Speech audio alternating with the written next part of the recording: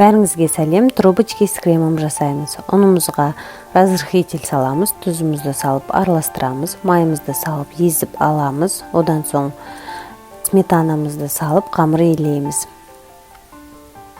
Қамырды жақсылап елеп, жарты сағатқа холодильникке қоямыз. Уақыт болғаннан соң қамырымызды алып, жайып аламыз. Жайып болғаннан соң ұзындап кесіп шығамыз. Кесіп болғаннан соң ораймыз. Мен фольганы конус қылып орап дайындап алдым. Соған орап жатырмын. Енді бетіне жылток жағып, 180 градуста пісіреміз. Ал енді крем. Суымызды құйып, қантымызды салып, 10-15 минуттай жай отта қайнатып аламыз. Тұқымның ағын алып, араластырып, көпіртіп аламыз. Сиропымызды құямыз. Міне осындай шықты. Енді трубочкамызды толтырамыз. Осындай әдемі болып шықты. Ас болсын, подписка жасап кетіңіздер.